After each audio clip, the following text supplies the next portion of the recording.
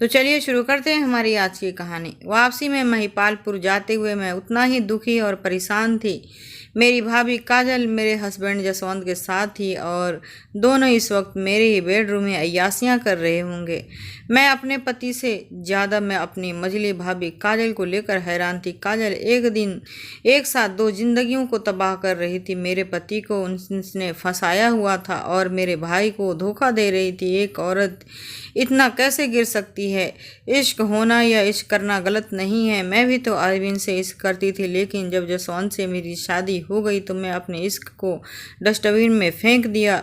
अरविंद तो आज भी मेरे इंतज़ार में है, लेकिन मैंने उससे अपने रास्ते अलग कर लिए। शादीशुदा होने की एक मर्यादा होती है जिसे लांघना समाज को गर्त में ले जाता है। यही सब सोचते हुए मैं फिर से महिपालपुर पहुंच गई।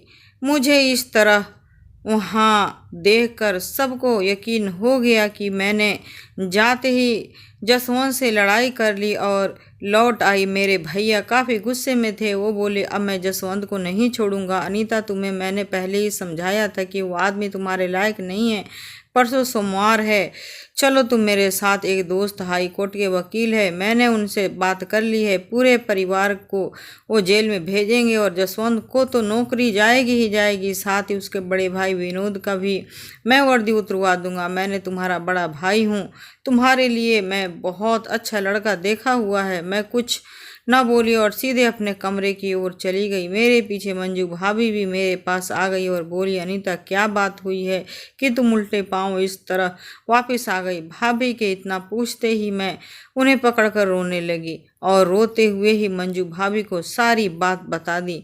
मेरी बात सुनकर मंजू भाभी के तो होश उड़ चुके थे।